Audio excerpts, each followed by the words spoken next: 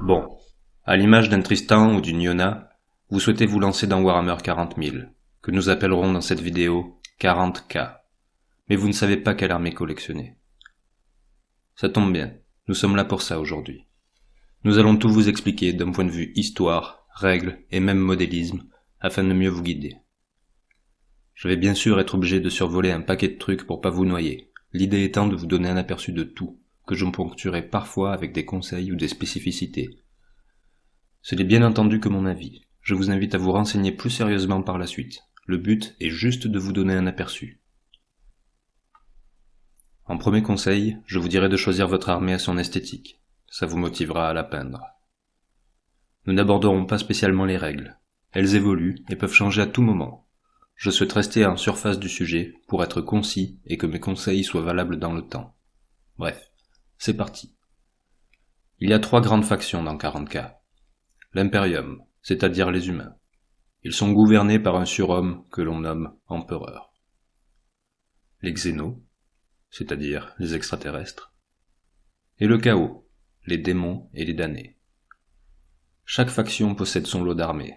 Commençons par les humains. L'Imperium, donc. Il y a les soldats humains de base, qui font partie de l'Astra Militarum.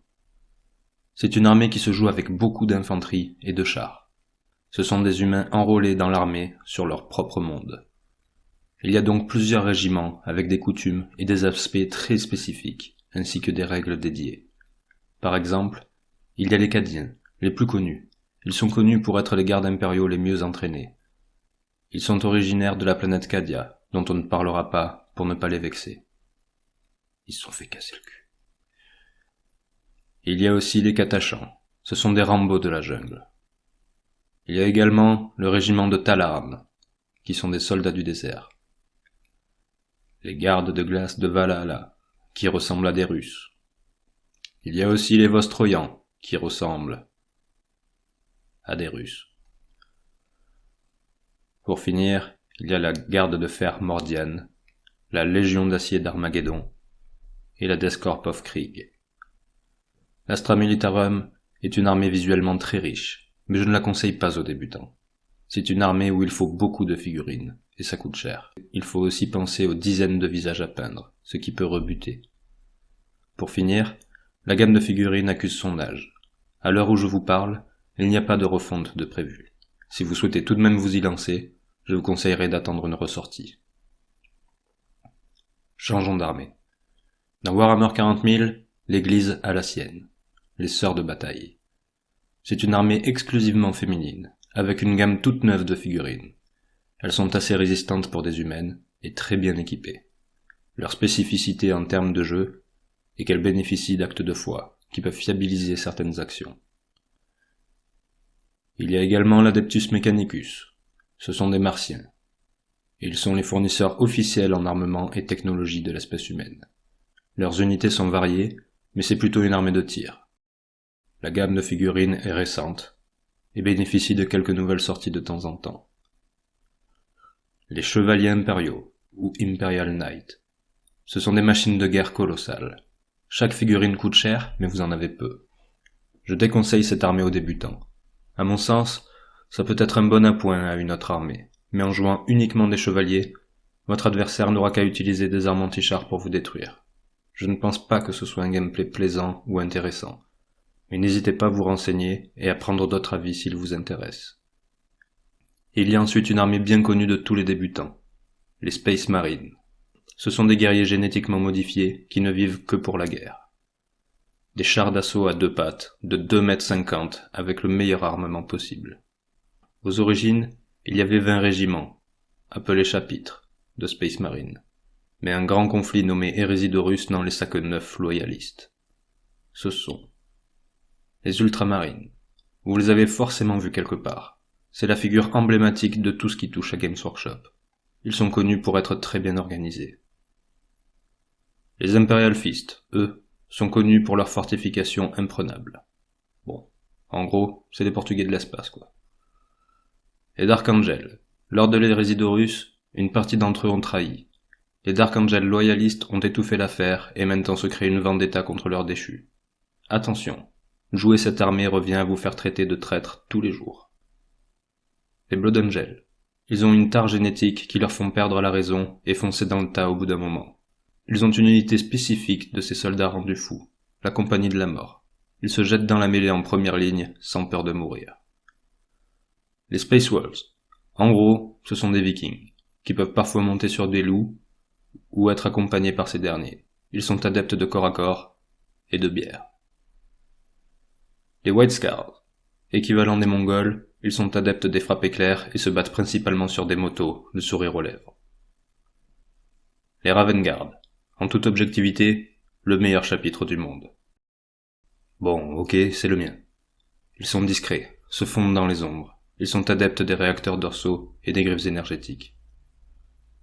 Les Iron Hands. Ils pensent que la chair est faible et remplacent leurs membres par des prothèses mécaniques, ce qui les rend encore plus résistants que les autres. Les Salamanders, quant à eux, ne jurent que par les lance-flammes. Plus tard dans l'histoire, il fut décidé de limiter la taille des armées Space Marine. Ainsi, les chapitres que je vous ai cités ont donné naissance à des chapitres successeurs, afin de vous permettre à vous, joueurs, de créer votre schéma de couleurs et l'intégrer facilement dans l'histoire. L'avantage de cette armée, c'est que c'est le produit phare de Games Workshop. Les sorties sont nombreuses et fréquentes, et les bonnes affaires sont faciles à trouver. L'inconvénient, c'est que la majeure partie du temps, les joueurs que vous rencontrerez seront eux-mêmes des joueurs Space Marine. Il y a aussi 2 chapitres Space Marine très spécifiques. La Death Watch, un chapitre de tueurs d'extraterrestres. Chaque chapitre envoie leurs meilleurs guerriers pour former les rangs de la Death Watch, qui est envoyé dans des missions d'élimination Xeno où elle excelle. Cette armée possède un équipement spécifique, et l'organisation des troupes est différente de celle des autres chapitres. Les Chevaliers Gris. Ce sont des Space Marines spécialisés dans la lutte contre le chaos et ses démons. Ce sont tous des Psykers, l'équivalent de magiciens, et ils ont un équipement spécifique et peuvent tous lancer des sorts. Maintenant, passons au summum de l'humanité, les gardes du corps de l'empereur lui-même. Les Custodes. C'est simple. Ils sont peu nombreux, mais un seul d'entre eux vaut plusieurs Space Marines en combat. C'est plutôt une bonne armée pour les débutants. Peu de figurines à acheter, à gérer et à peindre. Par contre, attention, ça manque un peu d'antichars et les unités qui peuvent vous l'apporter coûtent généralement cher financièrement.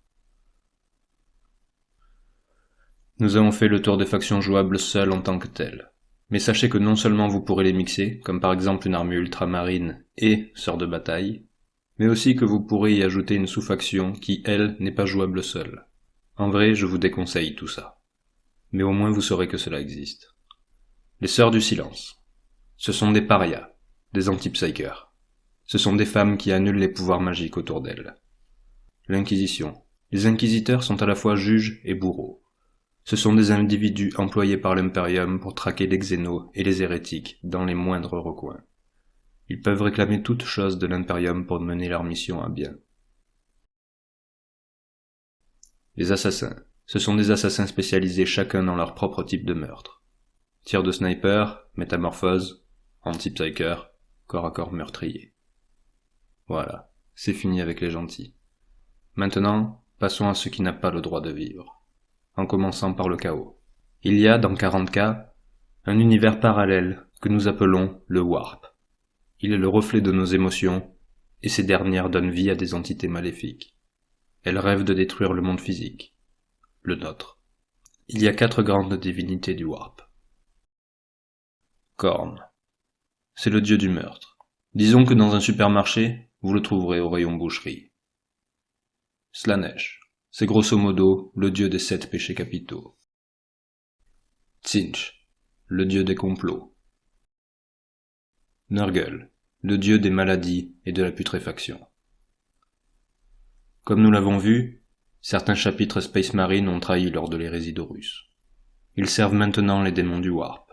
Parfois une divinité spécifique, parfois le chaos dans son ensemble. Voici donc les principaux chapitres de Space Marine du chaos. La Black Legion. Ils ont à leur tête le chef de tous les Space Marines du chaos, qui s'appelle Abaddon. Ils sont classe.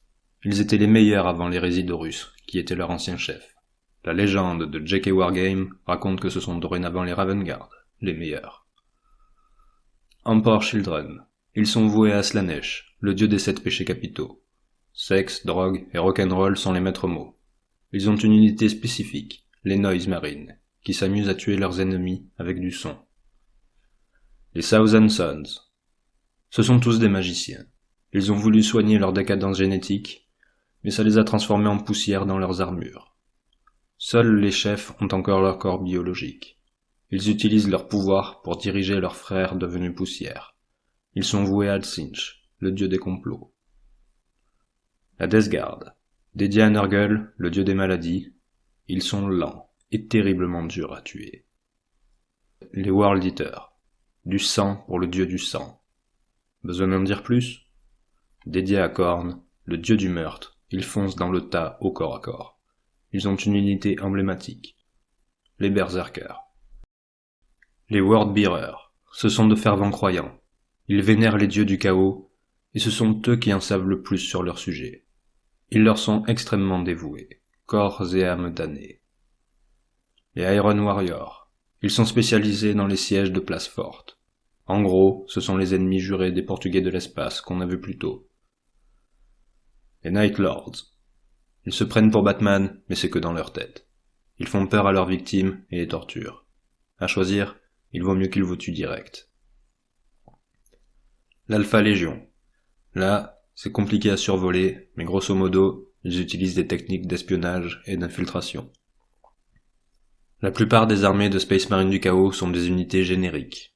Seules 4 ont des figurines spécifiques, et ce sont celles affiliées à un dieu. À ce jour, la Death Guard et les Thousand Sons sont les seuls à avoir des figurines récentes en plus des figurines génériques. Je conseillerais donc à ceux intéressés par les World Eaters ou les Emperor Children de patienter. Une gamme de figurines toutes neuves ne devrait pas tarder à arriver, et ça vaut vraiment, vraiment le coup d'attendre.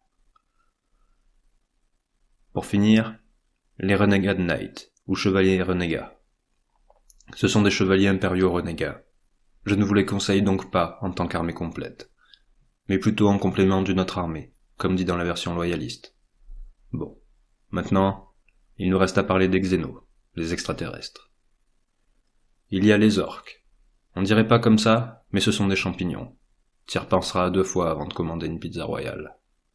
Ce sont tous des psycheurs latents. Ils n'ont pas conscience de leur pouvoir magique. Ils peignent leur véhicule en rouge pour qu'il aille plus vite. Grâce à leur pouvoir, ça marche. Ils aiment voler ou bricoler des véhicules. Ils sont très féroces au corps à corps. Ne les laissez jamais approcher. Les Eldar ou Eldari. Ils étaient à la pointe dans tous les domaines. Seulement, dans leur suprématie, ils s'ennuyaient. Du coup, orgie et compagnie, débauche. Cela donnait lieu à la naissance d'un dieu du chaos, Slaanesh, le dieu des 7 péchés capitaux, qui cherche à dévorer toutes les âmes Eldar. Cela a scindé la communauté Eldar en 2. D'un côté, les Eldari ont décidé d'arrêter les conneries et de protéger les âmes des défunts en les enfermant dans des pierres esprits, pour ne pas nourrir Slaanesh en attendant de trouver une solution. Mais de l'autre côté, il y a les Drukhari, les Eldar noirs. Eux, ils prennent des gens et les torturent le plus longtemps et douloureusement possible pour nourrir Slaanesh et le tenir en respect. Les Eldari sont de très bons psykers et possèdent une très bonne technologie qui les rend redoutables. Par contre, attention, les figurines sont très vieilles dans l'ensemble. Les Drukhari sont plus récents dans leur gamme. Ils ont un système bonus lié à la souffrance. Les Harlequins sont une 3e sorte d'Eldar. Ce sont des nomades qui font des spectacles dans les vaisseaux mondes Eldari en honneur de leur gloire passée. Je connais très peu cette armée, donc renseignez-vous. Par contre, je peux vous dire que leur gamme de figurines est récente. Changement d'espèce, les Tau, une espèce très jeune dans l'univers. Ils sont adeptes d'exo-armure et surtout très très forts en tir. Une armée qui tire son épingle du jeu à distance. Par contre, attention, au corps à corps, le craquement d'une chips peut les tuer. Les Nécrons, En gros, c'est un mélange entre momie et Terminator. Ils dorment enterrés sous des planètes, et quand ils se réveillent, ils avancent inexorablement vers leurs adversaires. Vous aurez beau leur tirer dessus, ils se réparent extrêmement rapidement et se relèvent. Les tyrannides. Ça, c'est des sacrés saletés. Ils sont là pour ingérer un maximum de biomasse. Pour cela, ils envoient des tonnes de créatures variées. Les plus petites n'ont pas de conscience propre.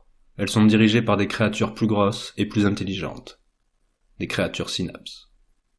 Tuez les créatures synapses et les plus petites n'obéiront plus qu'à leur instinct de survie. Mais attention, les tyrannides apprennent de vous et emploient leur biomasse à la création de nouvelles créatures spécifiquement nées pour mettre à mal votre stratégie. Une fois la guerre gagnée, ils laissent une planète morte, un vulgaire caillou. Pour finir, il y a le culte Genestealer. Pour résumer, c'est l'avant-garde des tyrannides. Ces derniers envoient des espions infiltrer un réseau humain sur la planète ciblée. Ils créent des hybrides humains-tyrannides et fondent un culte. Une secte qui prendra de l'ampleur avec le temps. Une fois la ruche suffisamment proche de la planète, ils se soulèvent et créent une guerre civile sur la planète, détournant ainsi l'attention des forces locales non pas sur l'espace, d'où vient la flotte ruche, mais sur la planète elle-même, permettant aux tyrannides d'arriver le plus discrètement possible. Voilà, vous savez tout. J'espère que cela vous aura aidé à choisir. Je vous souhaite bienvenue dans l'univers de Warhammer 40 000, mais n'oubliez jamais, dans les ténèbres d'un lointain futur, il n'y a que la guerre.